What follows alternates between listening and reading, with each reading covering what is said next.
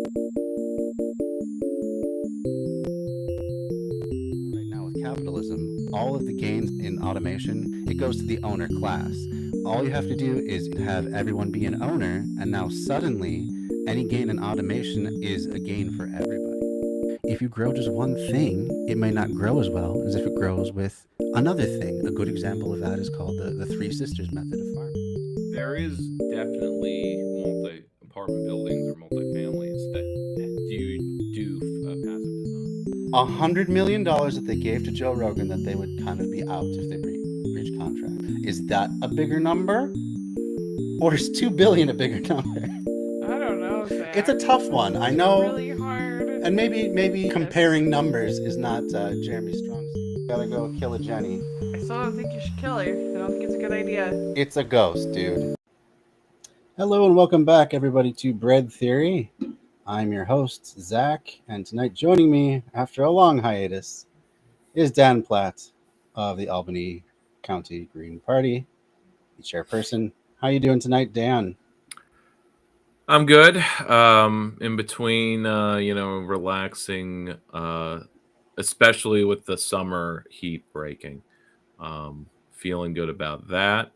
Lots of exciting but also scary things happening, both locally and nationally. Yeah. But otherwise, I'm comfortable enough. It's mostly other people that stress me out, not my own situation. Fair enough. And just managing my life in the most productive way. Sort of chilling out for the rest of the year, though there are things that are incoming. Always lots of things to do. Sure. Coming off of the council campaign I started in the spring. It ran about 3 months, it's due course. And but it's sort of stillborn thanks to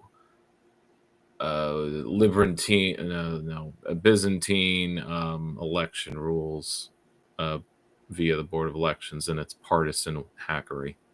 Mm-hmm. And all the other, ways that, people sensible, in the same way that I was misunderstood on Facebook when I repeated this thought that it is not convenient or reasonable thing to be a socialist, at least regarding one's ability to have an income and provide for yourself.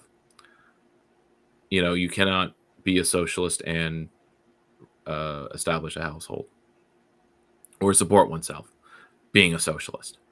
Mm-hmm. This is what relegates it to being a hobby or hobby extracurricular type activities.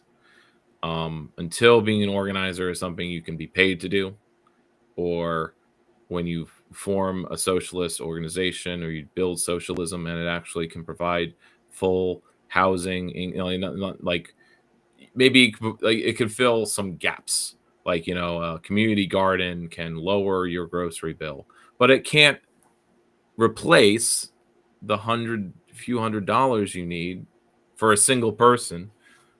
And I just want to let you know, I think you're looking at your monitor. I was just sharing the Yes, the stream, but I'm listening to you. So you're saying that socialism on a volunteer basis is not sustainable. It has to rise to the level of professionalism in order to sustain itself. Right. But not so much as a class, but that Right. it's not reasonable.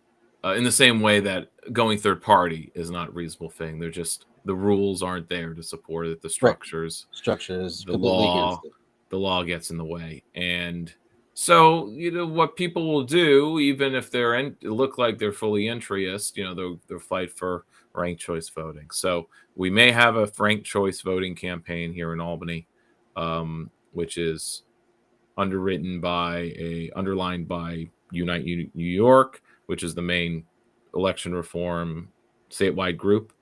And they're forming a steering committee.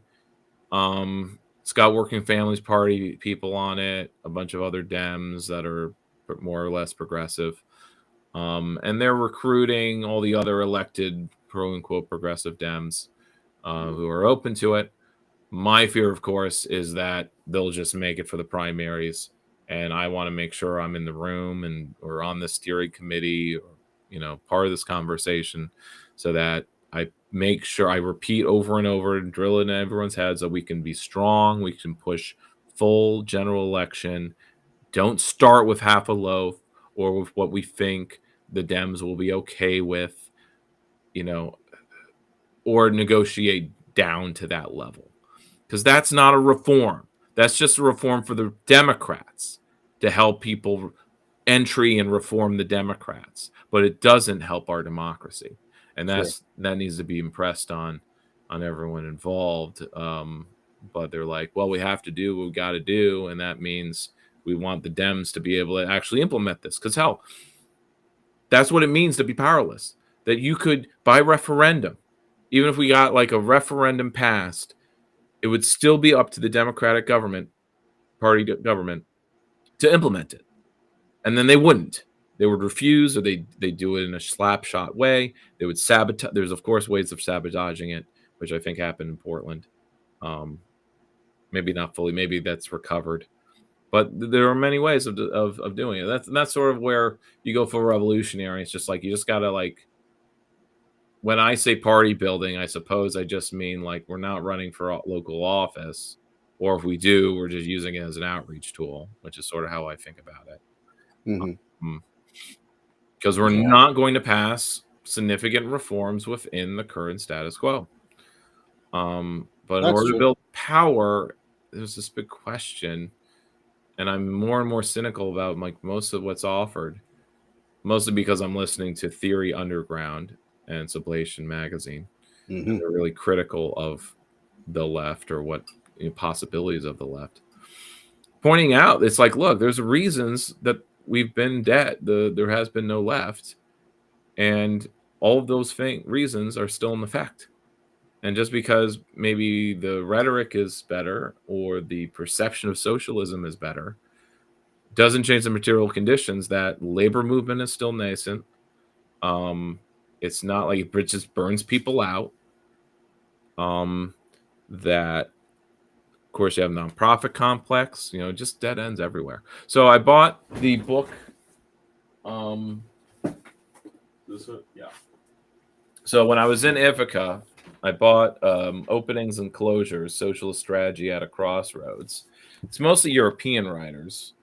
But I'm sure it's backwards, but spend some pennies on it.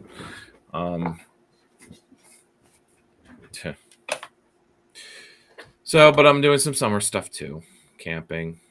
That's fun. Doing light hiking, since once I have my own car, all bets are off. I'll be doing the 46.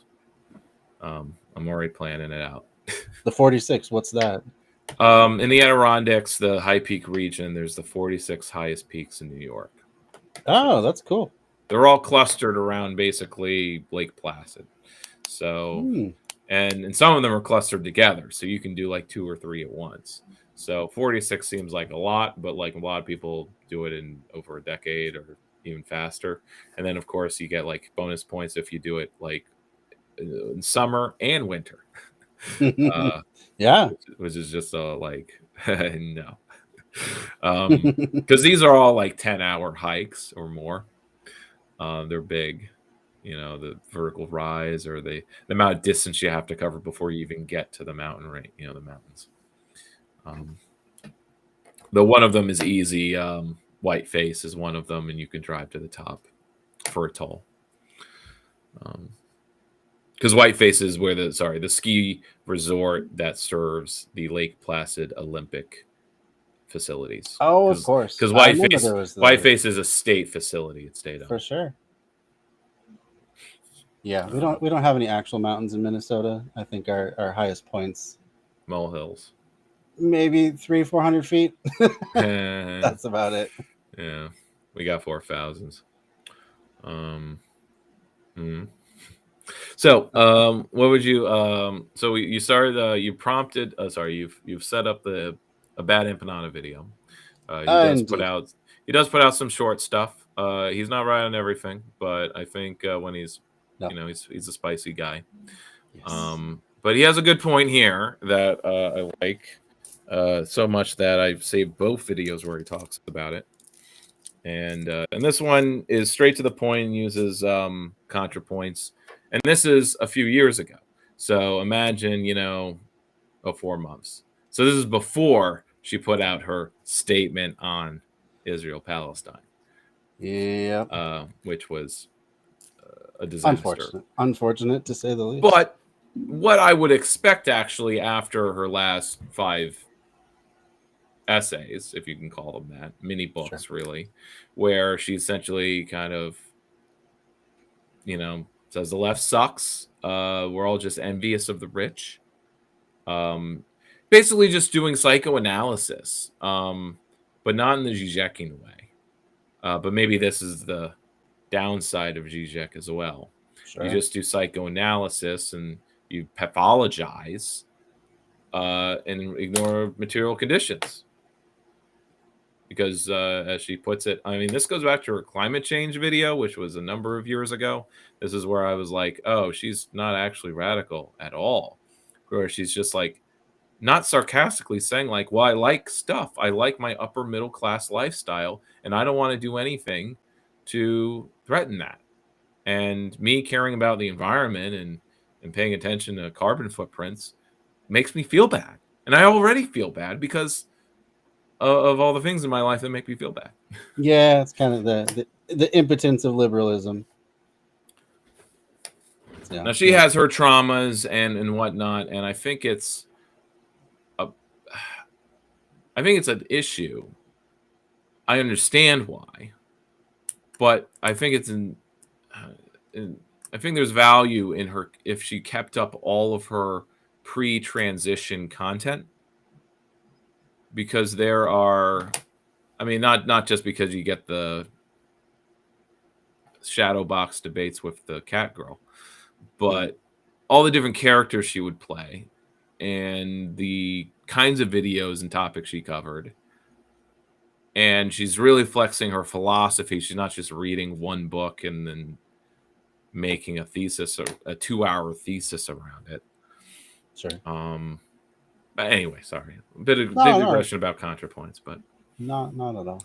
But let's take a look at what Bad Empanada has to say. Isn't it interesting how so many people who clearly are not actually remotely on the left and are in fact just centrist liberals, nonetheless really want to appropriate that label for themselves and anyone who is actually on the left as basically some sort of crazy idiot? Let's talk about that. Here's a great example of it. The left always loses and it has to change. Say a whole lot of influencers whose opinions are best described as, "This is bad for your cause," says person who is against your cause. Now, if we take this statement as true, which to be clear, it's not, as many groups of people of varying size that could be described as having leftist ideologies have won resounding victories against often incredibly impossible odds in modern history. So first, what is the left? This is something that in mind. that is difficult to describe in detail, so I'm not going to bother. I'm just going to say, very broadly, the left is basically counter-hegemonic politics, at least as it exists today in the present world system. That's what it is. Opposition to the global status quo of capitalist imperialism. And no, I'm not just talking about right-wing attempts to appropriate that sort of rhetoric and aesthetic. So when you're fighting against overwhelming power like that, you are essentially attempting to unite the dispossessed, propagandized, and poor masses of the world against the very system that dominates the world and that puts them in the position that they are in. And in that situation, you are actually bound to lose a lot. A ton, in fact. Because you're not in a position of power.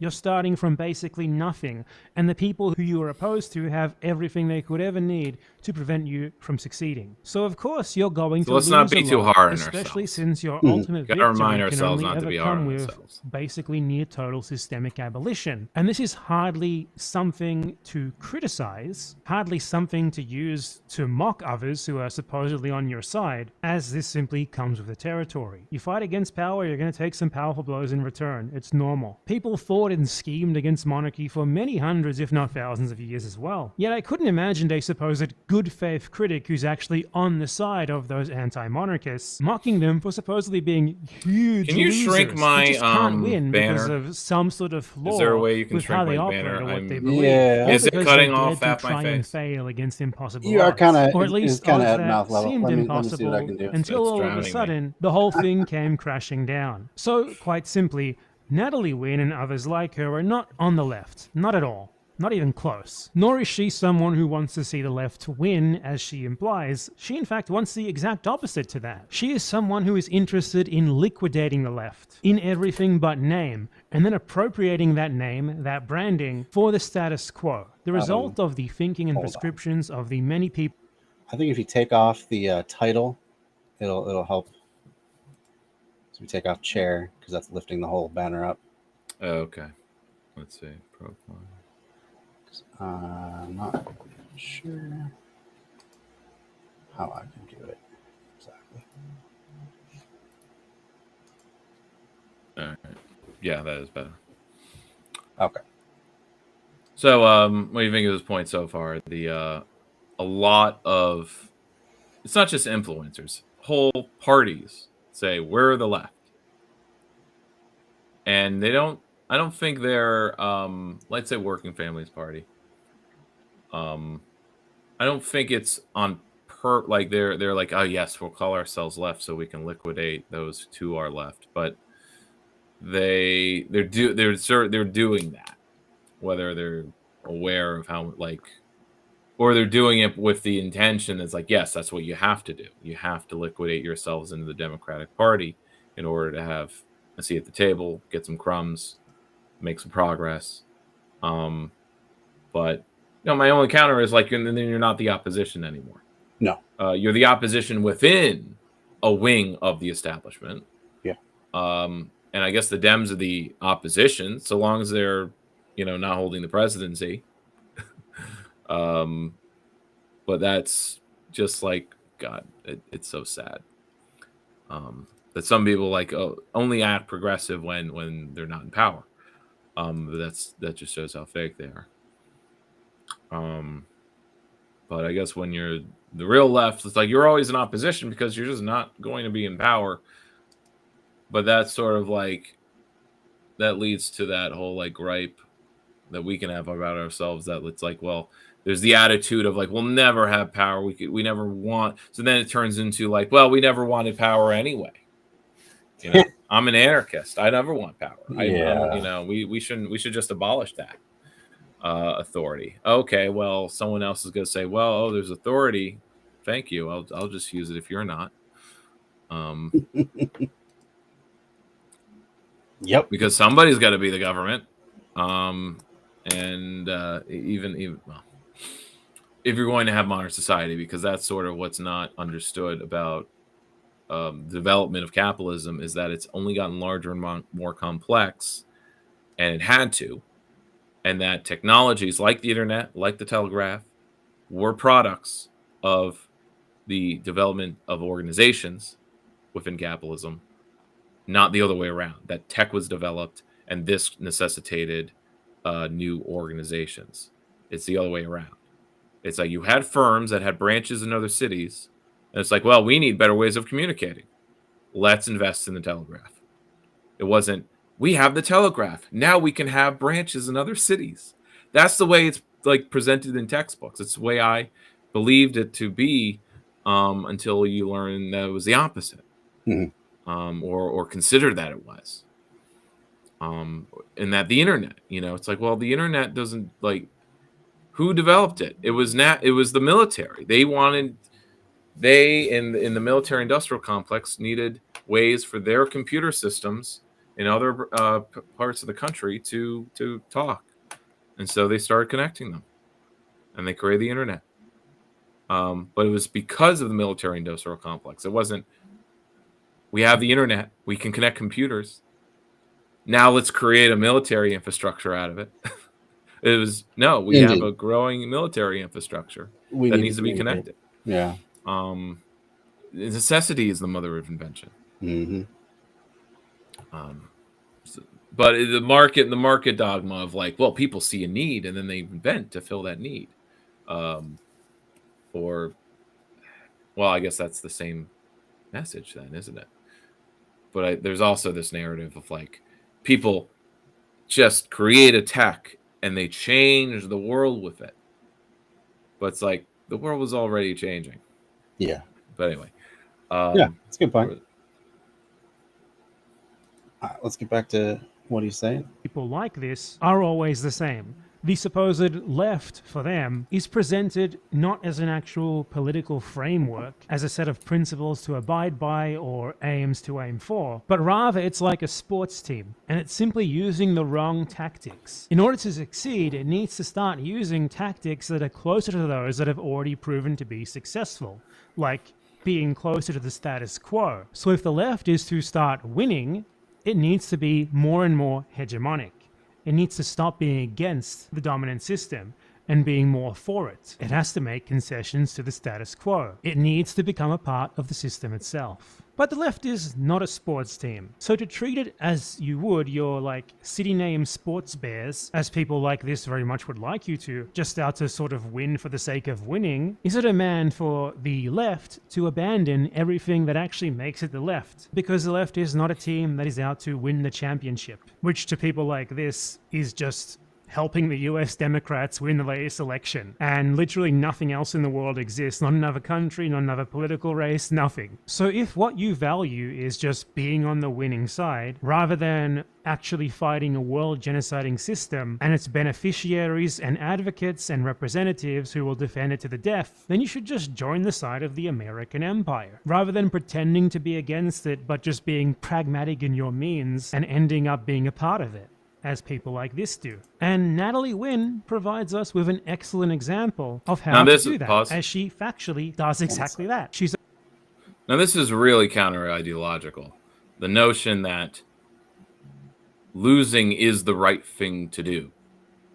It's in the competitive ideology, capitalist ideology, that winning is what you need to be doing.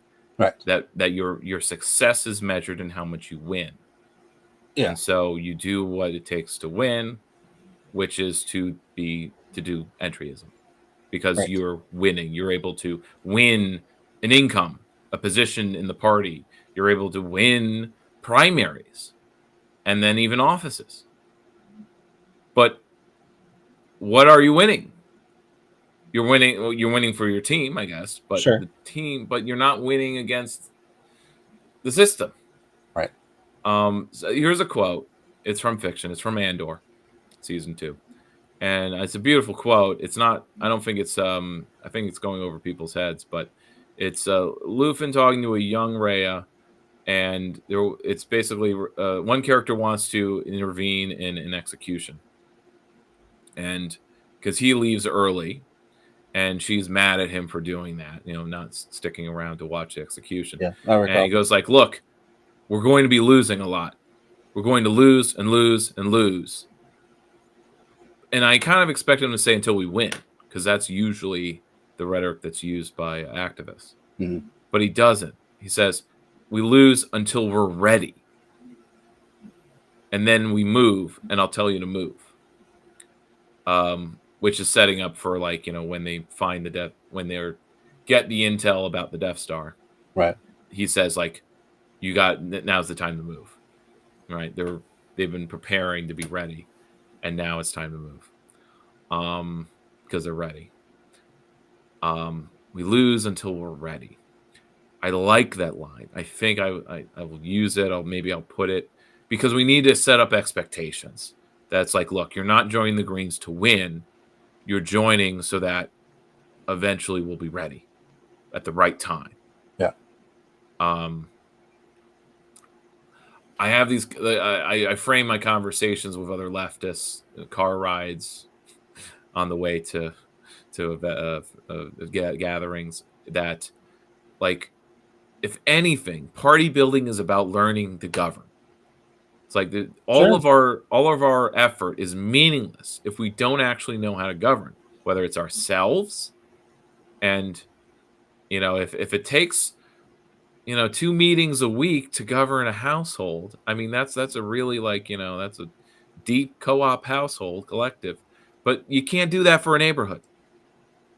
We need to be able to govern it. And that means accepting justifiable hierarchy. Yes. So Often a key accepting that's that, missed, yeah. but beyond, accepting that, then you need the skills of leadership, management, bureaucracy, without and managing it in a way that doesn't succumb to the iron law of oligarchy, that doesn't require gatekeeping. That because I know it's possible within my own office and other bureaucrats in New York State, that of course there's a lot of miserable CUNTs, but there's also just as many like, well, my ideal work environment is open, honest, no pettiness, a management of forgiveness, of ending meetings with a circle of gratitude. Say what you're grateful for, and collaboration. And it's more democratic. It is more like there's the supervisor, or rather, the person who has the title at the top of a unit who is responsible, but they will go around and talk to everyone before like making a decision, or it's it's not a vote, but it's there is something more there than just do this because I said so. There is a middle ground, and there's a lot of variation that we need to learn. Because otherwise we're just sort of coming to this conclusion that we have to do things on our own if they're going to be done right or the way we want. And that, of course, is just feeding atomization. So we're going to lose a lot. Just like my campaign, I lost. I lost before it even began. Sure. And that's another lesson.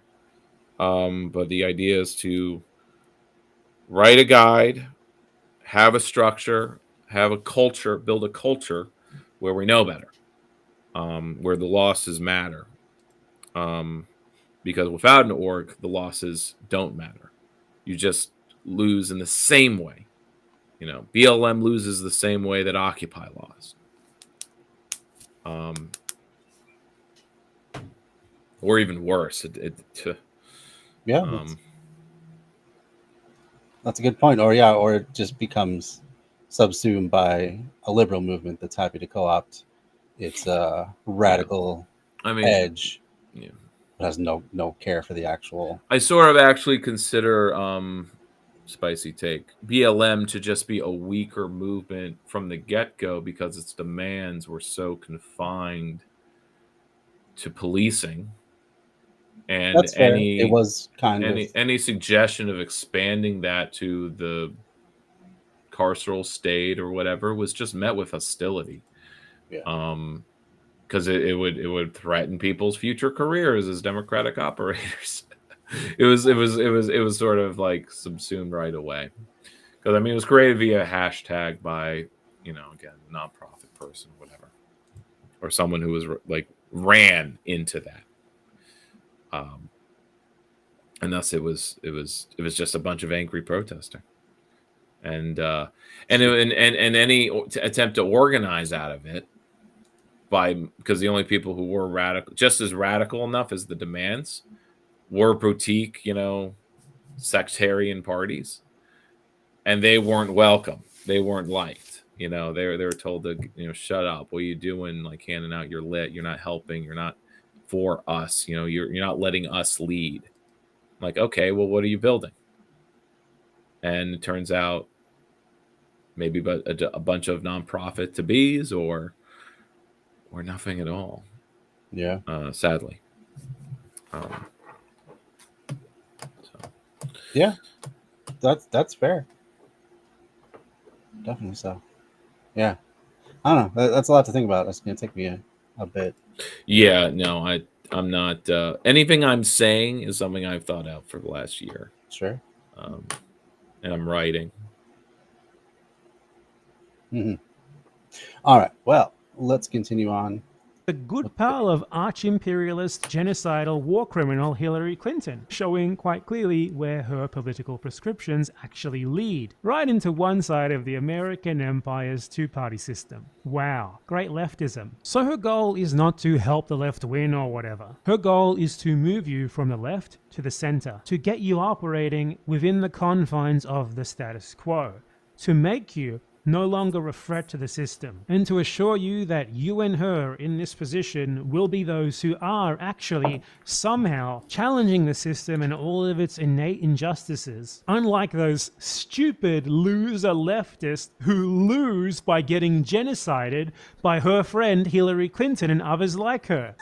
Stupid losers, why don't they just join the winning team like she did? So her goal is to make the left means something else entirely. She wants to appropriate the name for the system. Someone like this who has benefited so much from the present system that it's even gotten her direct connections to some of the most powerful and ruthless criminals at its head, that she can live a lavish life of producing one single substanceless video once every 2 years. Her class position is that of someone who has every incentive to push you towards maintaining the system that so benefits her. And that is precisely what she does. It's what's expected of her. She's no one special here. A drop in the bucket. There are countless millions upon millions of others whose job it is to do the exact same thing. And it's on you to prevent them from misleading you. Because if you're already here, then it's going to be because you either believe yourself to be in a position in which the current system doesn't work for you, or unlike Natalie Wynn, you care enough about other people to look beyond your own interests and try to help prevent the system from hurting others anymore. That makes you ripe for recruitment to this so-called left, and that makes you a danger to people like her and their class position. So her role is to take advantage of that, to reach out to people like you and convince you that you can somehow fight this system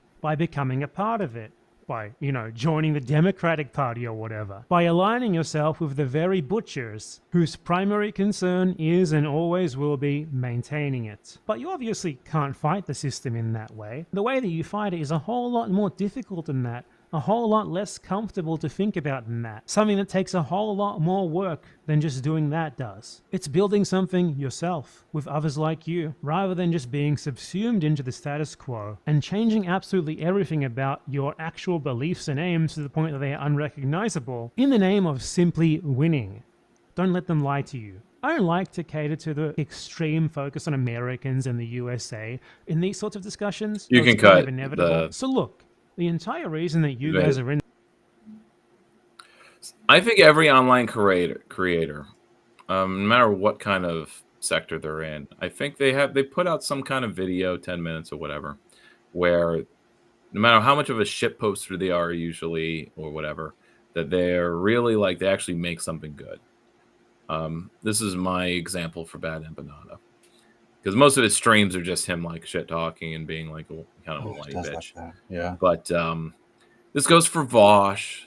This goes for even ContraPoints, I guess. But again, like there's a video where like she makes a really good point for 10 minutes. But then when she's called out on all of this, like what Bad Empanada is relating, she sort of like, pulls back, doesn't engage with the left anymore, doesn't say she's left. And then shows her true colors when she's asked to make an Israel-Palestine video. Oh, well, you wouldn't like it. Oh, why is that? Could it be like you're not actually like? And I think a number of her videos are sort of all about like dissecting in-group psychology, pathologizing.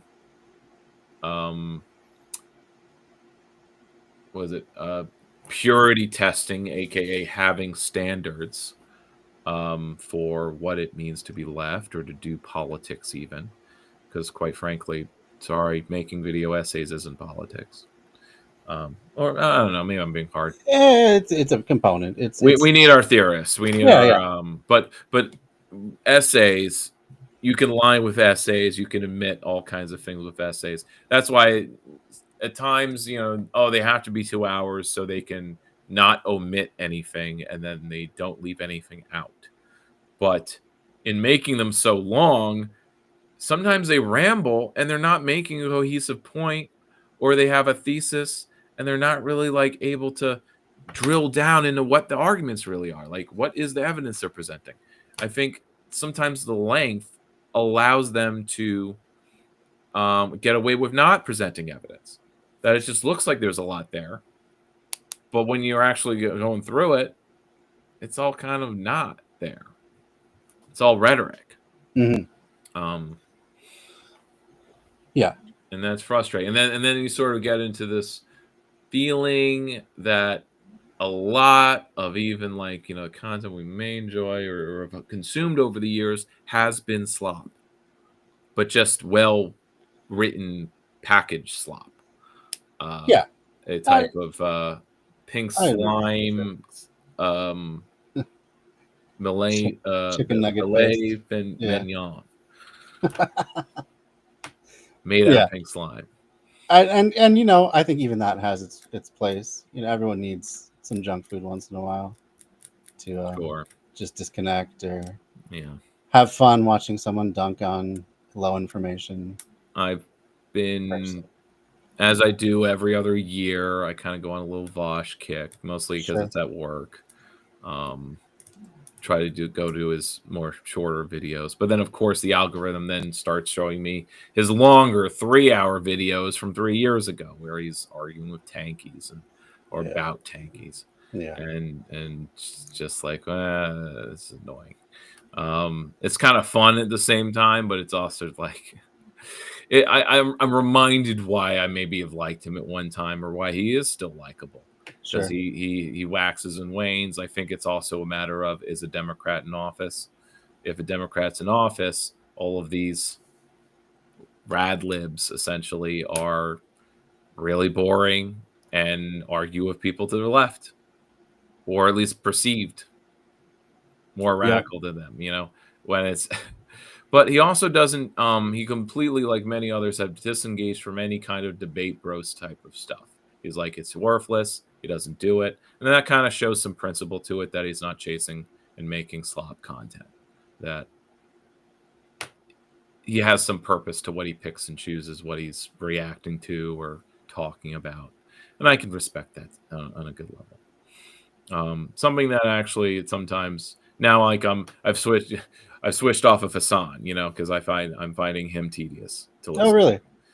Just too repetitive. I think it's just too repetitive. I think he's covering something and he's just has to repeat everything for new watchers, or it just seems like he's That should go perpetually back up. talking to 15-year-olds who don't know anything. I So mean, he has to that's he has a to keep strat. re-explaining very basic things. But I mean, basic for me 15 years ago, Sure. not basic for me when I was 15. I mean, that's also how his followers get noticed, is they ask dumb questions and That set him too. off. So he does get dragged into that quite a bit. The stun lock, yes. Yes. But that's just the himbo energy, I guess. But that's Yeah. likable. And me kind of like, well, maybe I'll just something I need to come across is sort of like, I don't know, maybe there's not enough generalized ecological content, like primers for environmentalism that doesn't oversimplify but is still accessible. Because something that I'm coming to, or at least like I'm noticing in my daily life, is that there are a lot of people that believe they're environmentalists, and this is the joke version. They believe they're environmentalists because they were forced to recycle once. They listened to an Al Gore like speech.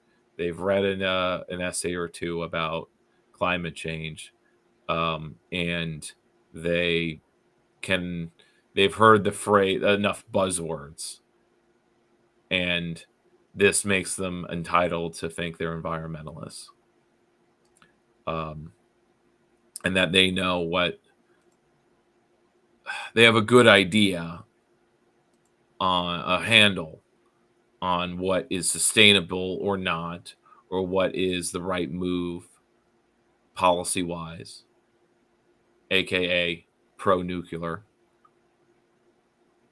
and not noticing that the state of New York is dragging its feet on offshore wind, that we need to build a new nuclear plant,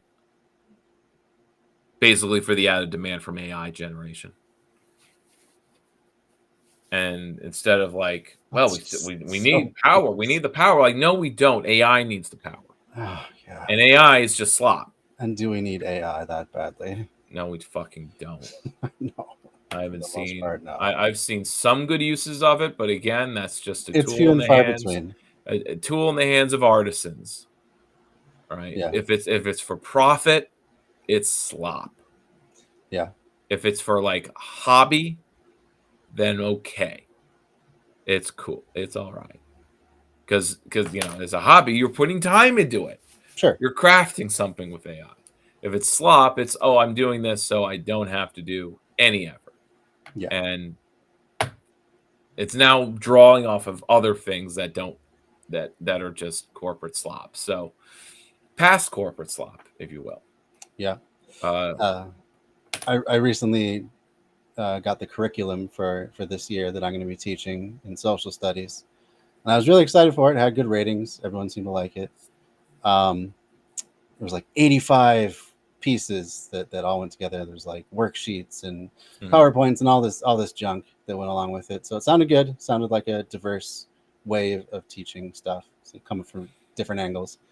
So I opened it up and immediately noticed that all the pictures are AI. And so I dig a little bit deeper, and is this to not pay for stock photos? No, they didn't even pay for stock photos. They had everything generated. The idea is to not pay for stock photos. I suppose. I think it's just quicker to generate, because I should have been tipped off, because this guy has like probably 10,000 products on his site, and did not seem like that old of a guy to have put that much work into it. But anyway, so I dig into the content, and it's okay. It's like, a good scaffolding. Like that is one legitimate use, I think, for AI, is to do a scaffolding that you can build lesson plans off. It saves some of the busy work of, getting stuff going. But it's an outline, right? But then you it's the bones. You, the teacher, it's work, but to create presentations, that would be the meat. Right. But I find out that more than just having been generated by AI, it has come complete with some AI hallucinations. And so there's this worksheet, 2 Truths and a Lie. And one of the supposed truths is laissez-faire capitalism promotes market regulation by the government.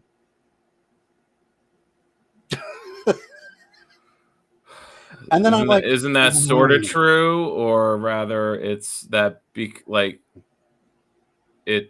when you have a free market, it abuses nature and humanity, thus necessitating regulation. Yeah.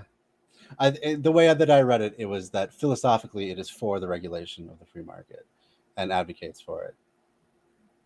Sure. No, actually, second thought. It is wrong. Yeah, because it's just wrong.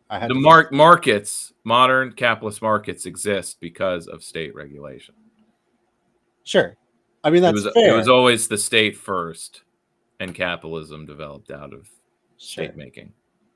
So that was the first one. So I go through the or as a dialectic. But I go through the worksheets a little bit more, and one of these supposed lies was that socialism has been tried and failed. No, it did not go there. Okay. I'm doing the Gilded Age. So another one that it was supposedly a truth. Just calling it that is dumb. I think I would, if you can. I mean, I don't know if it's mandated by your state of Minnesota to call it the Gilded Age. No, not necessarily. But I would maybe call it like the Worldwide Depression. Oh, well, yeah. Sure. Yeah, call it the Long Depression. The Long Depression. That's what you call it. Yeah. We have the Great Depression, and then, but there's in the 1870s to 90s was the Long Depression. Yeah, I mean it's how it's recognized pretty much across the country. Because people can associate depressions with great inequality. For sure, and it talks about the inequality. That was part of the reason that I chose that particular curriculum. But it said The Triangle Shirtwaist Fire did Mhm. not lead it to any safety regulations. That was supposedly a truth. What were they? The justification in the answer Was key it? was Yeah. Oh, yeah. The answer key gave a answer key justification. said, according to the presentation, no specific regulations had come out of that. So I'm Oh, like, because it wasn't a 1-to-1 result where like the yeah, next right. The year. next day it came out. But then I even went to, okay, well, now I got to follow this. So I went to the presentation. Uh-huh. And in fact, it said at the end of that part of it, many regulations were developed later on because of the Triangle Shirtwaist Fire. It was the catalyst for a lot of things and a lot of labor movements. Because it was bad enough. It was clear enough. Yeah. The demonstration. It was seared into Because the doors were locked. yes, Chained. yeah. So it's hallucinating off of its own stuff. It's not Right. even accurately reporting its own I'm material. assuming like it doesn't have to be malicious, right? Right. in No, order I to don't do think it this. was malicious. It just has to be the AI working off of itself. It's bad to- prompts. Yeah. Yeah, right. Because I'm assuming the way he did it was he would make each presentation, he would generate that with AI, and then say, now take these slides and turn them into An outline. five different worksheets, Right. stuff like that.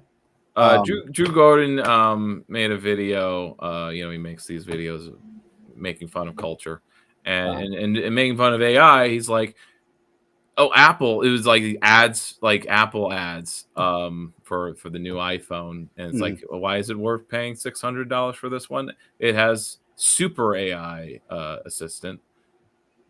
But essentially what you have is you have somebody using an AI to take prompts for a message to a friend, and it will write out a full type message.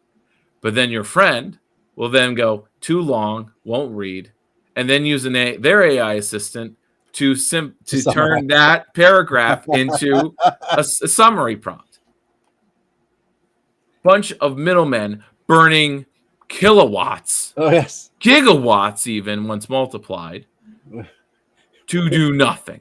we need that new nuclear plant so that except generate send stock messages to each other. generate a stock value for the company that for Apple, I guess in this case. Yeah.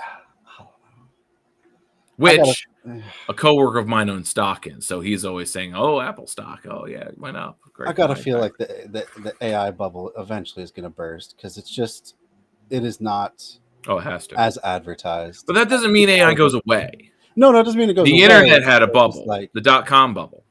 that just being the marketing established. edge. Yeah. But that was just the transition from the internet being this place of like freedom and decentralized new culture of nerds and anarchists into the first internet 2. I guess it was internet 1.5, where you have companies, you have sites that are establishing, and then they become internet 2.0 after 05. Because keep in mind, cultural cycles follow economic cycles, which are at least there's the 15-year cycle between recessions or asset bubbles.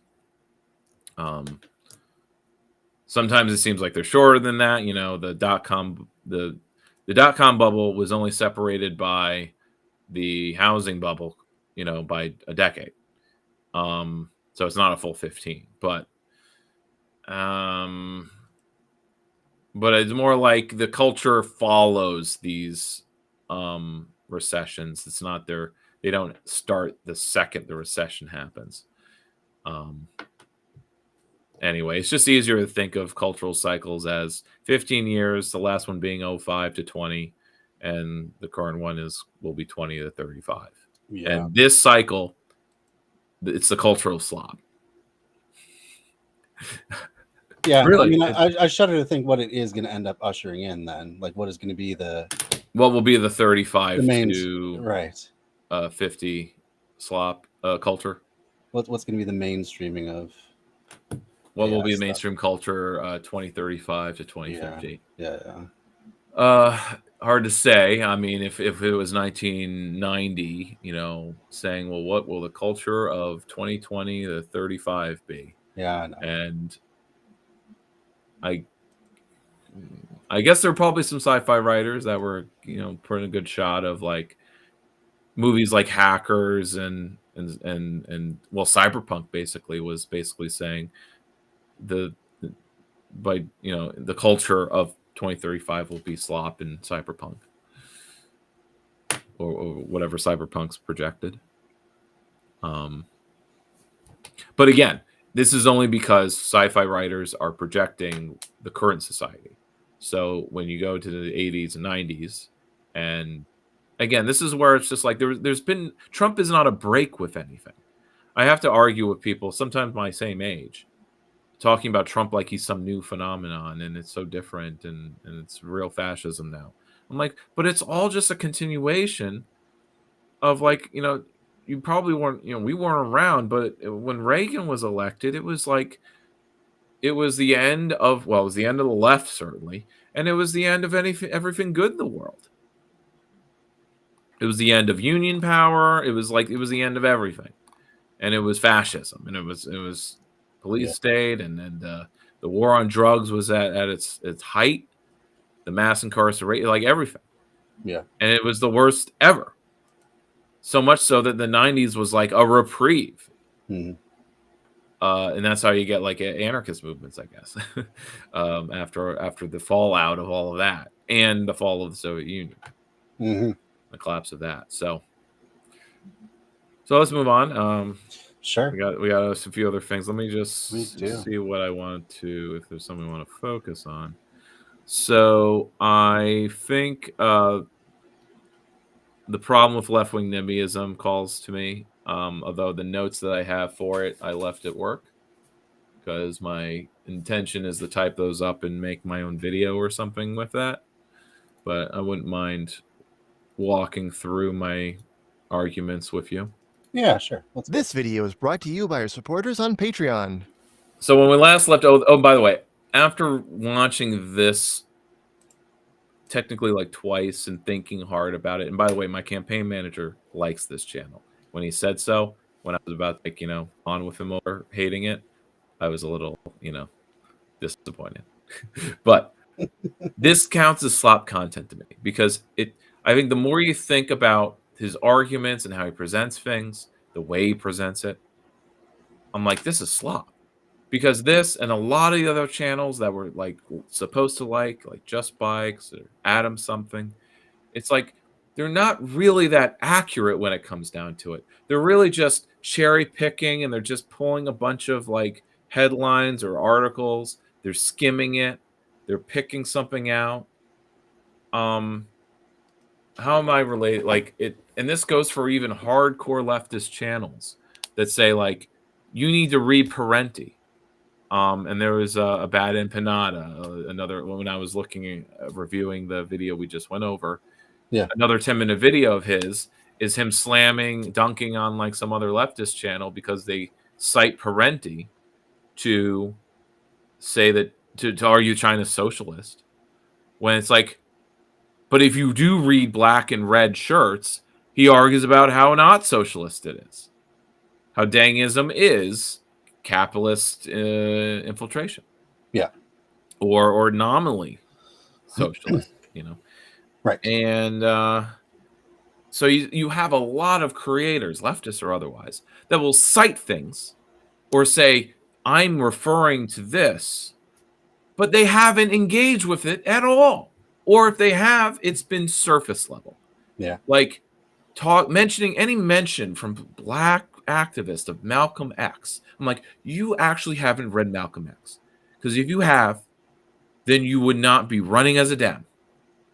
And you wouldn't be doing this or that, just you wouldn't be you would be totally anti-capitalist, or what have you. And in this case, it was like it was Bad Mouse riffing on Vosh, and it was Vosh drunkenly basically, reacting to it.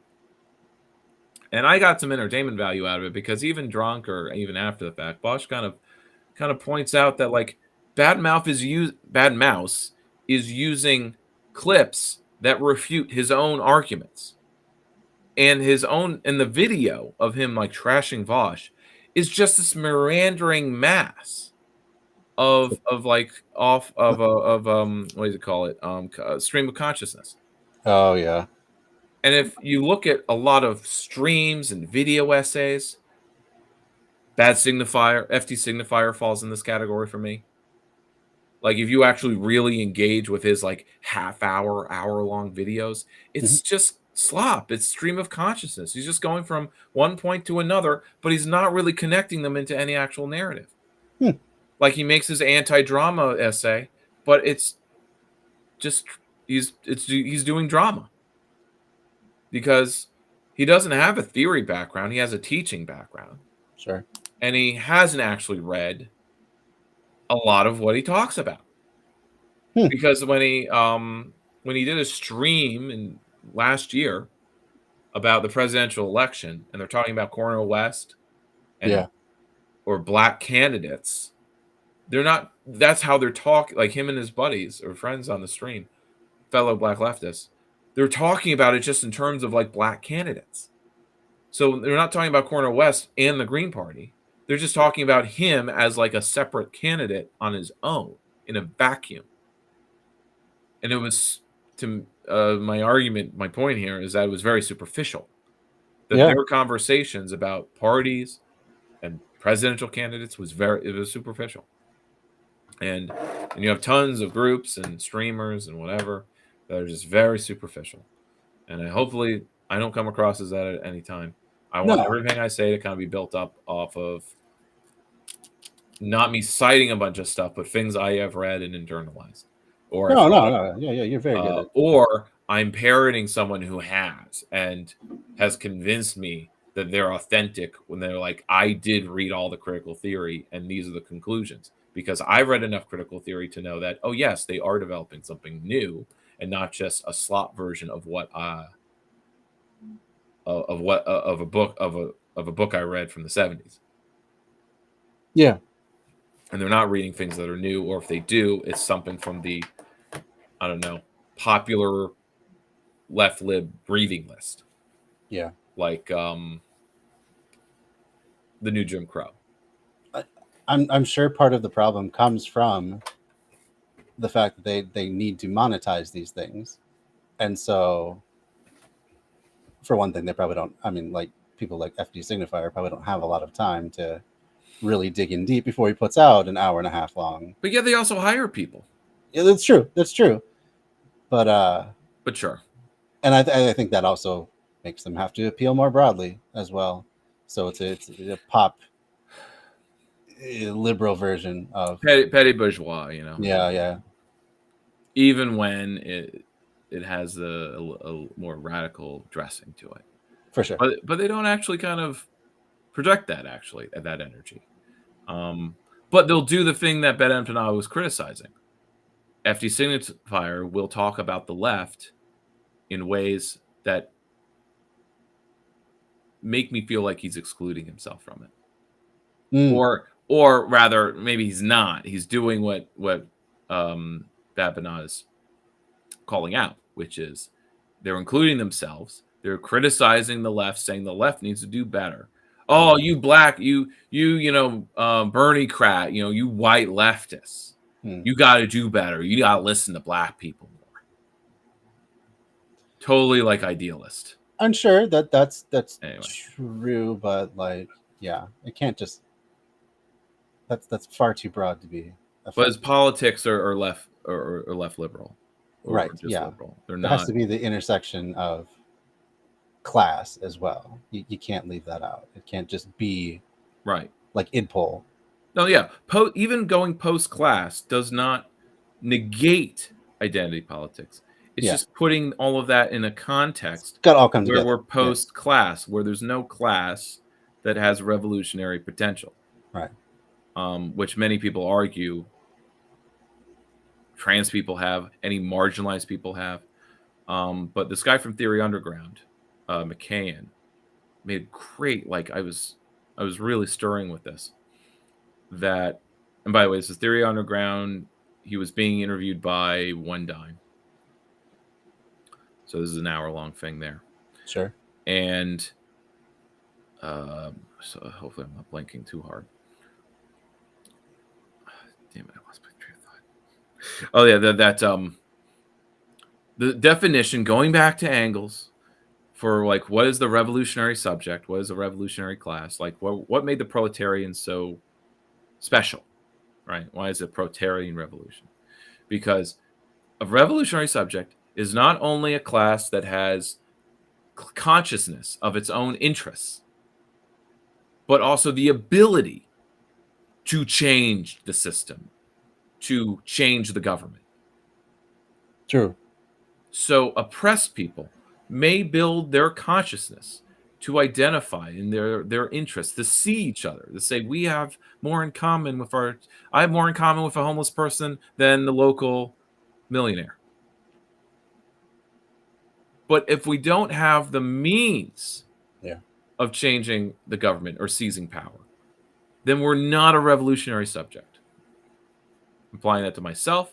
I'm implying it to the homeless person over there on the corner. I totally agree.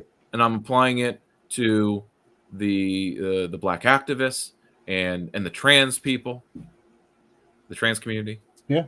You can call it a community, but I mean, of course you can. Yeah. I think it's the same as or communities. I'll use plural that way. Sure. It's not singular. No. I think it's the same sort of concept that the best places to unionize are often not the ones that are the worst. It's not the lowest paid places where there's high churn and turnover and horrific conditions. It's where things are pretty good because the workers there have the time to get together after work and organize. They have the money to set aside. They're a bit more stable. Yeah. So I think it's a similar sort of concept. Or at least they're if we're talking about baristas or Amazon workers, they're more educated.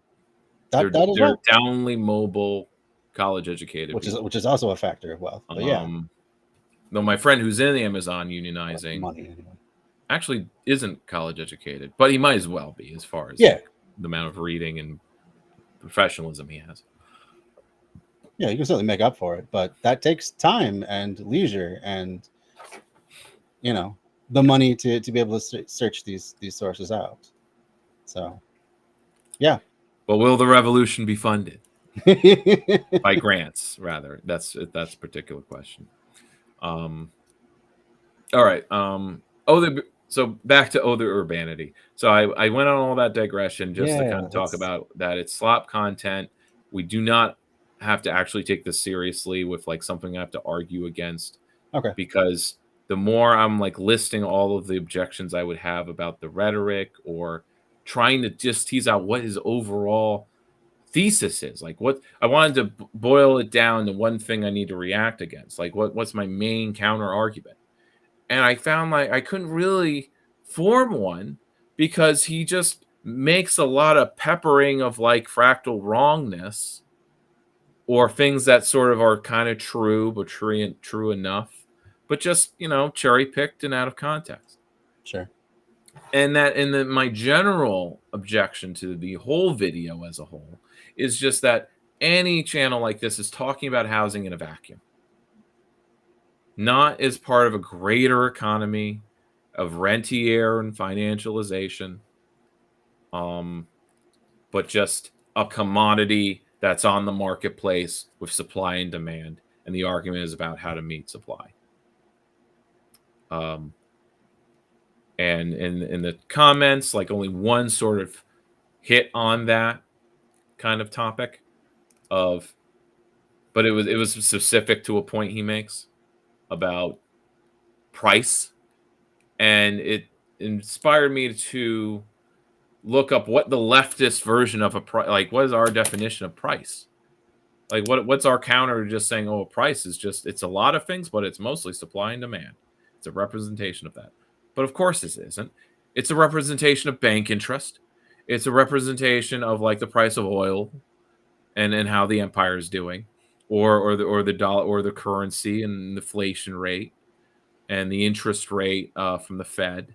It's a representation of rentier behavior. and how strong the oligarchy or what kind of cartel is in place, the price fixing that occurs. All of that is ignored because housing is just in a vacuum here. So let's get into it. I will hopefully don't let me interrupt unless you really you get upset by anything. Sure. But this is the problem with left wing NIMBYism. NIMBYism. And by left wing, he's at least sort of properly identifying left wing, meaning DSA and beyond. Let's see what their version of NIMBYism is. For a year in Toronto, we lived in a non-profit housing co-op. It was great. Cheap rent, good location, but it was just a 1-year sublet from a friend temporarily living abroad. We joined the waitlist for a permanent spot, obviously, but when they called back a few years later, we'd already moved to Montreal. This video is about left-wing NIMBYism, not in my backyard opposition to new housing that appeals to language of affordability and inclusivity, or skepticism of markets and capitalism. The basic idea is that market rate housing, especially expensive new builds, doesn't help the housing crisis and might even hurt. Real affordability comes from social or nonprofit housing, mandating affordability in private projects, and rent control. And before we keep going, just one other observation to keep in mind. And it's just my problem of why I think this is slop content and why it's not even worth. It's not an intellectual exercise to engage. I mean, I guess I'm making it one. And that's what I'm doing, but the style of it's regardless of what's said or the content, it's a style issue. He does not leave, and this is what I want to make this a part of the insidious bad faith part of it. And this is just all his videos though, so it's not just against the left thing. But he doesn't stop. There's no brief. There's no pause between sentences. Edit out every break. It's edited as a run-on sentence. Yeah. Oh. And that's why I think at the base level, regardless of the content or the point that's made video to video, sentence to sentence, I don't like these videos because it's a one run-on sentence. So the pausing may be necessary for us to just absorb, and you're not really able to absorb what he's saying. Yeah. You do get the feeling. So it's all emotions. It's very, very female. Oh. Just going off of saying things to enrage or placate, for those who think the left is stupid and don't know economics. Because also he is criticizing people who don't have economic theory or social political theory, and they're just using the rhetoric of anti-capitalism and market skepticism and social housing because they've heard buzzwords or socialist rhetoric somewhere. So it's getting mainstreamed enough that it's big enough. There's enough of it to respond to. So I guess we can take that as a progress. Take your wins where you can, I guess. Or it's another way of losing, and we're just gonna keep losing until we're ready to really do more than just reform within the market. Reform in the market system, which is also where the contradictions come in, where it's you can say the left are NIMBYs and doing things wrong, because my counterpoints go three ways. The left doesn't actually have power, so you don't have to complain about us. That you're looking at housing in a vacuum, and I think I was trying to figure out a third point, so that rule 3.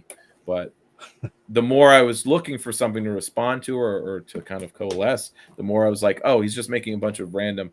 Well, no, sorry, it would be to respond to his main argument that the left replaces scarcity by price by scarcity of wait time. And that the left just has different priorities that are ignored. That you think winning is lower prices, but our version of winning is housing distributed by need and in fairness. Our goal is fairness, not cheapness. So housing may not be cheaper when it's leftist or leftist doing, we're being NIMBY. We're blocking housing projects. because they're unfair. I know, Because but- it's not creating fairness in the marketplace. Yeah. Because you can't have fairness in the marketplace. Well, That's okay, what- so let's make it unfair in favor of the people that really need some help with prices and just a stable place to live. Well, that's I'm our okay with version of that. fairness. That's our version of fairness. That But seems yes, pretty fair to me. But that's us winning, but that's limiting because the middle class gets squeezed. Oh, That's the poor his middle main- class. Where You'll do see they it. go? You'll see Yeah. it. So let's just go. I'll shut up now. I just have to also say I really do not like his kind of like late night infomercial affect that he's using here, where he's like, if you think that left-wing housing is this and that and the other thing, well, you got another thing coming, buddy. Introducing market rate housing everywhere all the time. Bye now. Yeah, right. I'm glad I'm Oh, rubbing my off on God. you because we've covered this guy a few times. I remember. I distinctly remember him and not liking any of his arguments before Okay, either. well, I'm glad. But I'm glad I will I'm try on not it. to pause it too often. My We'll- campaign let's manager try and get doesn't through. agree, but I didn't argue with him about it, so I could move him away by giving. But I gave my theses, so I wanted to get those out. Yeah, let's get a big chunk going. Housing units. Overpriced apartments no one can afford won't fix the housing crisis. They'll make it worse. Building more expensive apartments is not going to solve the issue for true. the housing It's crisis. just true. Left NIMBYism can be contrasted with right-wing NIMBYism, which is about things like maintaining property values and keeping out undesirables, like this absolutely deranged opposition to a fourplex in Toronto. This will begin a cascade of more houses destroying the neighborhood into a slum yard of undesirable inhabitants who will bring crime, filth, drug activity, and illegal aliens.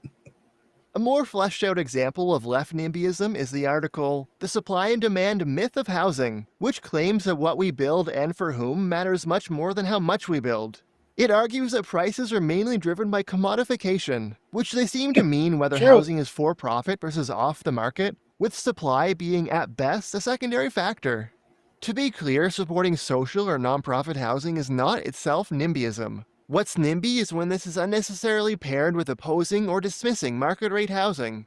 No condos in my neighborhood. Dozens of advocates voiced their concerns on a piece of land slated to become a large condo project in Mercier, Hochelaga, Maisonneuve, which he says adds pressure to an already fragile situation. So in this The idea case, that building housing somehow I don't need to argue against this in a defensive manner. I can accept the label of yes, I am a left NIMBY. Yeah. I want to restrict capitalist development. I want to increase socialist development. And the biggest piece of the commodification that he is leaving out is that so much property is bought just as an investment, not even as a place for the person buying it to live. So creating the artificial scarcity, creating the prices to rise, creating more rental units than a city needs, on and on and on and on.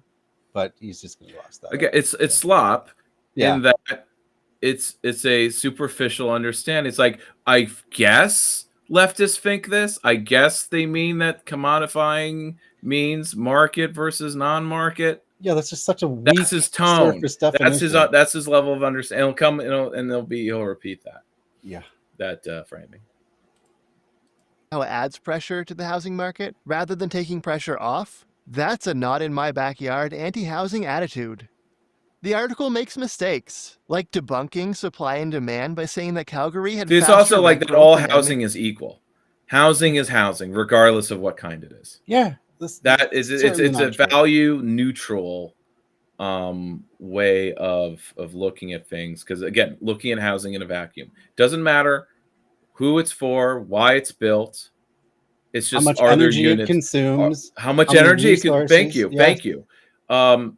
What is its carbon footprint? What's it made out of? Uh-huh. Is it are there plastics that will cause cancer? right? Or is it just units? We're just looking at units Yeah. for the right populations, particularly me. It's I had to fucking lots move. of units. I had to move from Toronto to Montreal. Yeah, like, oh my god. For me. Yeah, it sounds like a rough life that he's That struggling. is led, yeah. Oh, yeah. and despite similar vacancy rates. But the report it cites from Canada's Federal Housing Authority very clearly states that more supply reduces pressure on rents. The article cherry picks two cities recently and ignores Pressure the on broader trend. rents. Not reduces rents, reduces pressure on rents. So the rents are still getting hiked every year, regardless of improvements or But they could be hiked anything. more, But Zach. they could be more. Could be more. They That's could have the been kind of hiked more. politics I want. That is the right. I didn't hit on Choose that me because because it could be worse. Yes, that's exact. I didn't. That didn't hit me the first the time and a half I watched this. That's actually what the report is concluding there, or at least that's what's in play. My cursor reaction was just like, well, he's this is a cherry pick. I'm sure there's another report that might say the opposite, but I'm also squaring with the articles I read on my show about like how it does, like new luxury housing doesn't lower any like rental pressure. Yeah. I don't think it does. Or it depends on the city. So there's all these other things in play. Yeah. You can't make a generalized conclusion because as long as you're looking at things in a vacuum, just rents, just like, because there's all these other costs involved. Well, and here's this graph right here. Rent growth will slow to rates more typical of expected rise in vacancy rates. Right. The rents always go up. Yeah, they always go up, but they never go down. But the rate, it's like inflation. It can never go down. We can never reduce prices. And then just these, because that would cost that would literally, I mean, because again, just as many are like consumer livelihoods depend on low prices, but just as many livelihoods or more depend on prices being higher. Yeah. Right. Farmers, they throw out millions of pounds of food if the price goes down 2 cents. Because it's commodified. So it has to go up 4 cents. So prices of housing or housing will stay vacant if they can't get the right rental price for it or the right sale price for it. It'll just sit doing nothing. Same sort of thing. Here in Albany, we have tons of vacant buildings, and me and my friends, we just opine about like, what are these owners waiting for? They never drop the rents. And they just and if you talk to them, they're old. A lot of them are older and old fashioned, and they're just sort of like waiting for the right tenant, and they want like the perfect tenant to rent to, or like so they're shopping for a tenant as much as tenants are shopping for rentals. But it just comes down to like they don't want to fix things up enough to attract the right tenant. And they won't lower the rates, which was the case for my friend who eventually bought a building, but it's not the right building for his needs, really. He needs like a small warehouse. Instead, he bought like an office building, essentially, and he's using it functionally as a warehouse, but he has to knock down walls now and stuff to make that work. Because every other building that would have been more proper was just too expensive. Or the landlord was biased and wouldn't even show it to him, because of his Muslim name or something. That's his projection, but I can see some truth in it. So here's his big graph. He's showing that the historical relationship is the higher the vacancy rate, the lower the rent creeps, the lower percentage of rent growth there is. I wonder if he's even going to talk about these ones that have negative growth. What are these cities here? What are they doing? What's happening there? Are people just leaving? They're probably the slums. They're obviously not Calgary or Edmonton or Winnipeg. Let's see. But where's Toronto on this graph? Where is Toronto on this graph? Conspicuously absent is Toronto. But or Toronto. Toronto, yeah. The big thing that he's omitting here is, why does this vacancy rate have to be serviced by market rate housing? Why can't it all be co-ops? Why can't all new construction be below market rate, non-commodified? He omits that question entirely. He basically, like, his complaint about co-ops is that there's just too few of them. And I'm like, well, whose fault is that? So instead of making policies where you can have more of them, It's the left's fault. Like let's just accept he's whatever not we get. accusing. He's not accusatory, but it's like again that this goes to my second thesis. The left doesn't have power, so there's no point in like blaming us for things. That's fair too. If but co-ops were half the stock, then you could make this case that leftists are being too picky. But we can't be picky because we don't have any options that suit our values yeah, but I mean, or pockets. if or that was the common form being built, I don't think we would be picky. There would be no NIMBYism on it. So Yeah, we'd be Vienna. right. This is just ridiculous. But let's continue on. Yeah, we're only 2 minutes. 10 minutes left, so we got 25-year period, low vacancy equals high rent growth. High vacancy equals low rent growth. The article also makes a country comparison. Pause the video for details. Left NIMBYism gets amplified in the mainstream media. A CBC article quotes activists saying that Montreal's Griffintown was overrun by condos that do nothing to curb housing shortages. Claiming that housing for 25,000 people does nothing to curb housing shortages, just because most of it is market rate, is plainly and clearly absurd. At its core, left NIMBYism misunderstands prices. What is a price? Among other things, a price is a way to Among ration other scarcity. things. If 1,000 households want 500 apartments, the price rises until only 500 are willing and able to pay. What are the rest of those people supposed to do? What? Government subsidies. Zach. What? Okay. Housing, you see, is Watch something the that people next. can just He do without. watch what the leftists want though. He Oh. makes another Let's- version of this. Usually graph. the wealthiest, although it's possible for others to stretch their budgets and compete if they really want to live there. The other We really 500, need to. some will end up in a different neighborhood or city. Others will stay Displacement. with friends or family. The most vulnerable will go homeless. People focus on homelessness because it's the most Isn't visible it and very convenient? He doesn't have to attach any numbers or proportionality to this Right. scale here. That it's all like there's literally like it's the same amount of people that do these things, and that the top half are all secure, housing secure, as if that's actually the fucking case. Yeah. It is not. No.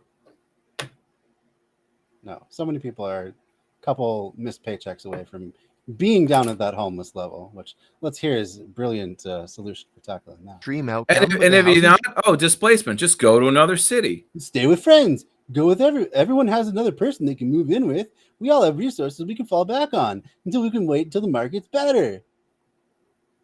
Jesus. shortage As is if much every bigger. city, but what if every city or neighborhood? Then those two, the top two X's Yeah. are also effed. Yeah. But yes, it's idealism. Now imagine that 200 of those apartments are taken off the market and rented cheaply so that anyone can afford them. Great, but how do you decide who gets to live there? At our Toronto co-op, the answer was a waitlist. Units didn't go to the highest bidder, but rather to whoever had waited the longest, and also made it through an interview process, I think. If you I got a think. spot, it Wait lists don't create scarcity. That's just another bullshit argument. Okay, the wait list is there because you need to build more stuff. So build more stuff that can be added to the wait list. This is It's ass backwards. asinine. was amazing. Half the price of nearby rentals because it was built in the 80s and the mortgage was paid off. But planning your life around maybe we'll have an apartment for you in a few years is really, really tough. By the time they called, we'd already That's moved also what the away to market does, another by the city. way. By the way, in Canada, Yeah. co-ops usually Maybe we'll mean build something nonprofit. affordable when the interest rate's right, when the conditions from the bank are right. Then we'll build something affordable. Yeah. Maybe But rental or housing. we build the luxury things, and you have to wait 30 years for it to become affordable once it's broken down. Right. That's the wait list he's not talking about is the claim that, in a generation it'll all be affordable anyway. Well, okay. That doesn't sound like a wait list at all, does it? It's also ignoring actually how such generational housing stock actually was retained and Yeah. maintained. So in a generation, it could be just the worst, shoddiest housing left over. And And then it has to well be all deserved. renovated. How And then else it do has to we- be renovated via city grants or something. All right. And I mean, how else do we decide who deserves what housing? What if some people get housing they don't deserve? Oh my God. Not the ownership model that you buy into like in New York City. Most were built in the 70s and 80s with government support. See that? So let's It's- do it again. He brings it up for a flash. I hate how fast he brings that up. That graph. There's that huge freaking trough there. Something happened there, and new public housing or co-ops stopped being built. What could that be? It probably was just the market couldn't afford it anymore. Yeah, all the hippies just gave up. Yeah, clearly wasn't a popular thing to do. Can't do that thing again. Once we tried it once, that's it. Garbage. I don't know why my friend likes it. Maybe he didn't. I'll have to confront him about like, hey, have you seen this one? What do you think of this one, buddy? He must just not be listening to it very critically. He must just be like, oh, that's, yeah. It goes by fast, That's and that's interesting. the insidious part. That's part of He goes fast. He doesn't leave you time to think, or even I had to pause and look when he said like pause. So look at the details. Yeah, like, ugh. If you don't hit that fraction of a second right, then Yeah. you're on to the next You're segment. wrong. You're lost. So it basically kind of just says that like leftism, like the bread lines. It's just a bread line argument. Yeah. Don't be socialist. Start a small business. That's Venezuela. Socialism is Venezuela, and they have shortages. Venezuela. Yeah. So leftists just want shortages created by that are managed by wait lists and waiting versus Waiting. scarcity that's managed by price. That's right. We have to have scarcity. Only some can get it. We can't just fund building more of the stuff we need. It costs too much. Think of the cost. And when I read some articles about why housing costs keep going up. Part of it's materials, of course it's labor, Sure.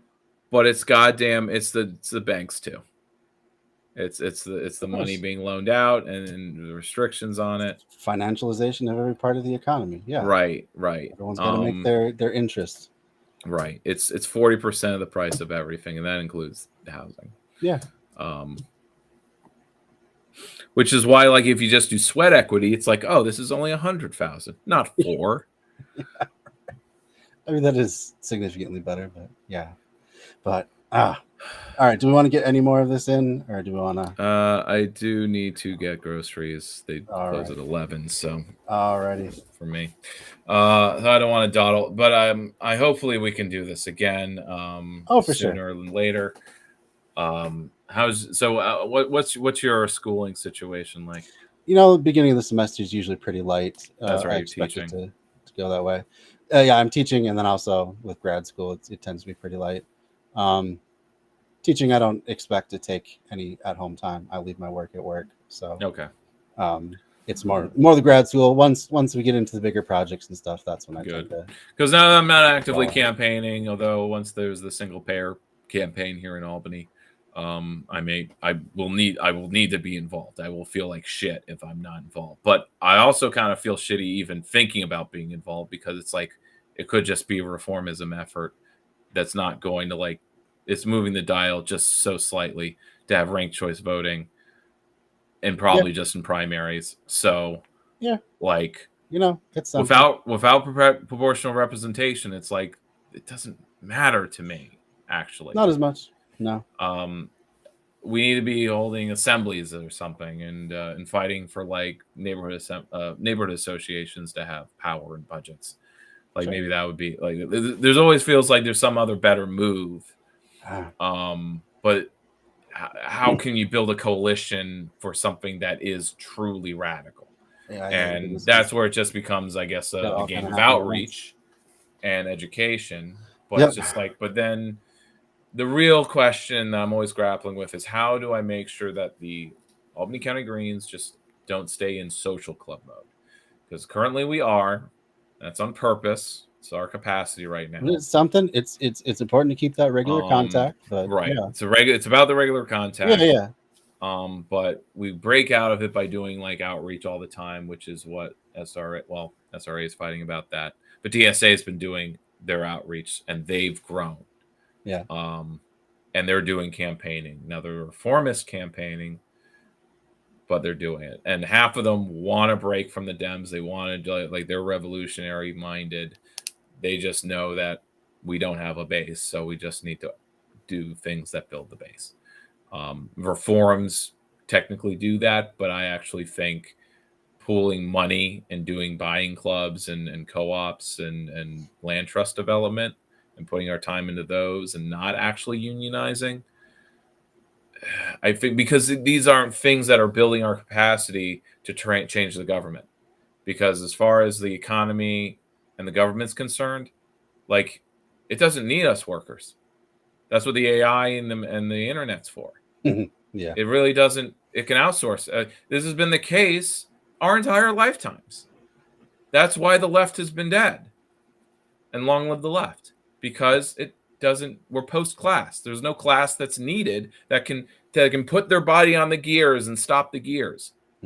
Where could that happen?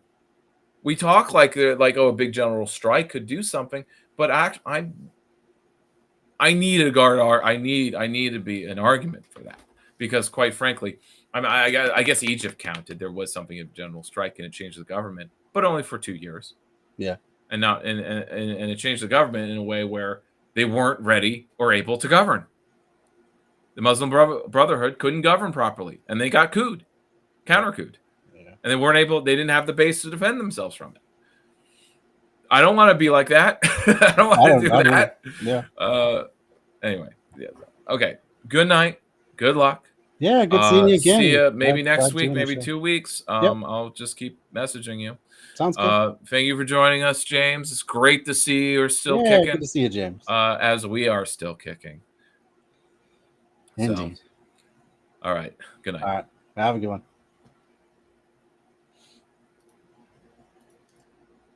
All right. There goes Dan Platt of the Albany Green Party. James, great to see you again. I'm so happy that you managed to catch the show. It's been a long time that I've been off the air. I don't think I've done it. Jeez. When was the last time I did the show? I'd have to go look back in the channel content. It looks like June. So, yeah, end of June. So I missed all of July, half of August. This was a tough semester in grad school, I have to say, and that was the reason. So I do apologize for not being on more often. But that will change again until, of course, I get back into the thick of grad school once more. But that shouldn't be for at least a month or two. Hopefully 3. We'll see. Yeah, glad to see you, James. You're right. The top 2-party system will be rich no matter what everyone else does, because that's the game. That's the machine. You're absolutely right, James. It's a conundrum. Like Dan says, we have to be ready for our moment, if and when that comes. And we're going to lose a lot before that. To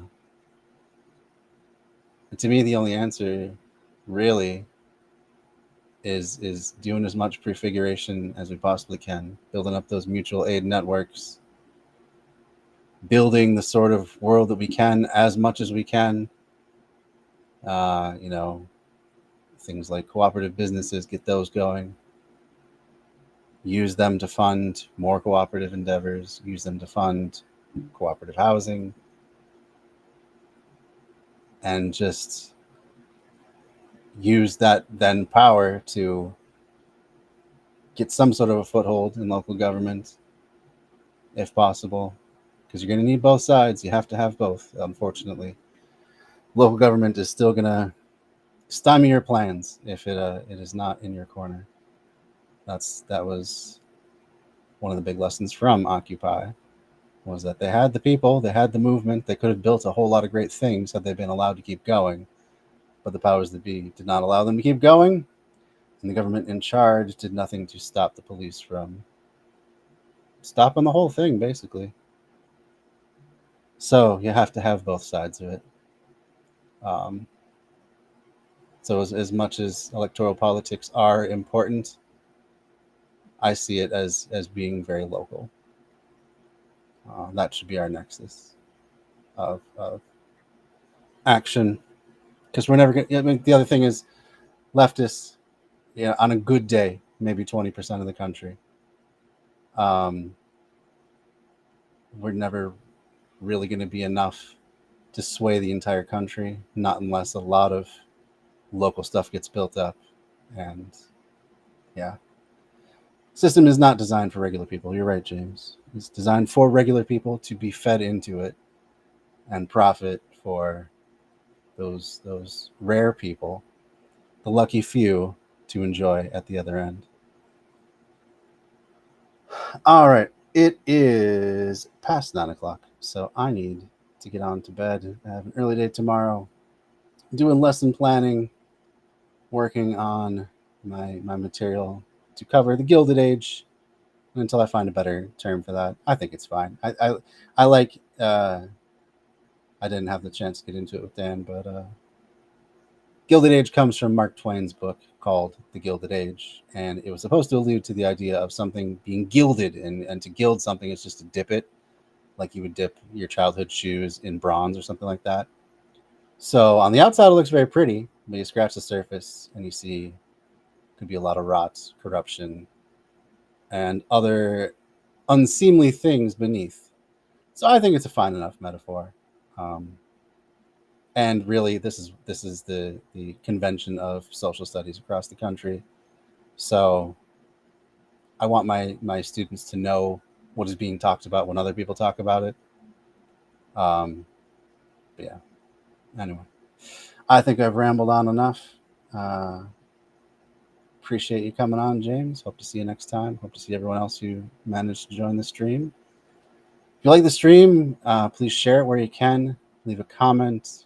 It really helps other people find the show. And follow me on any platforms that you aren't currently. I'm on Facebook at Bread Theory and also at Left Signal Boost TV. I also stream from my main profile. I'm on Twitch as Bread_Theory and on YouTube as Bread Theory. In fact, that's generally the hardest one to find because there are other channels named the same. But if you really want to, let me find. Oops. Stop sharing that so I can close it down. Bread Theory 9972. So if you type that into YouTube, it should come directly to my channel. Just put out the first installment of an audiobook of Permaculture Designer's Manual, considered the Bible of permaculture. It was written by Bill Mollison, one of the co-originators of the permaculture concept. If you care about sustainable living, sustainable gardening, helping to break us all away from dependence on empire, this is a book to check out. I have the introduction and the first 2 chapters up right now. I did use AI in this application because I just don't at this point have the time to record the audio myself. I did spend some time editing it, so it should flow pretty smoothly, and I used as good of an AI voice as I could find. So hopefully it's not too jarring. Some of the speech can still sound a little halting at times, but if you can get past that, it's a lot of interesting concepts in there. I'm going to put a link to it, in fact, right now, so that you can go check that out. And that one is only on YouTube.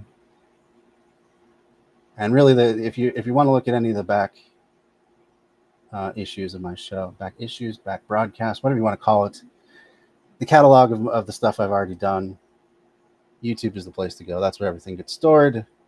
That's where all the lives are. They get deleted on Twitch over time. Facebook has come up with the same policy to start slowly deleting all the stuff. You get it for a month, then you have to download it.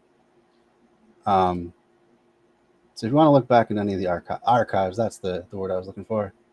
Got playlists for all the different theory books I've covered and the different sorts of shows I've done. Whole bunch on there now. I have 364 videos for you to check out. And here's the one that I'm really recommending you check out right now. Permaculture, a designer's manual. I'll put it in the chat. Oops, drop my mouse there, no big deal.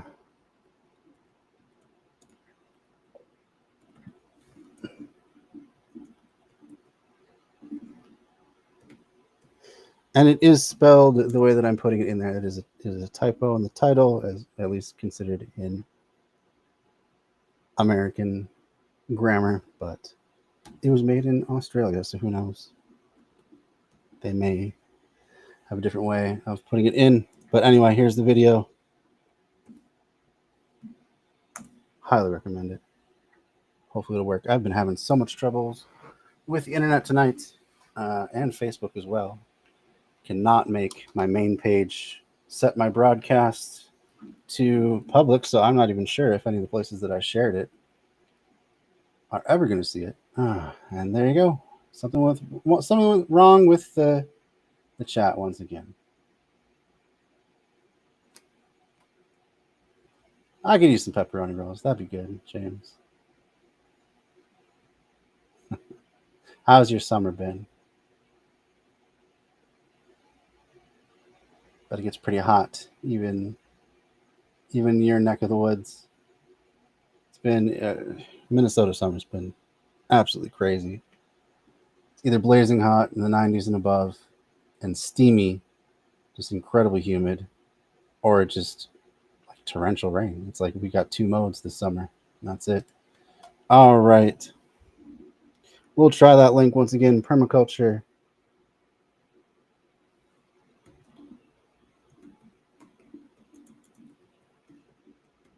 A designer's manual. Rainy and hot too there, huh? Y'all out east of us tend to get our weather about a week or two after we do. Seems to go that way across the country. All right. Enable channels here. What is going on? I don't know what is going on with Restream. I don't know what's going on with Facebook. Looks like it's...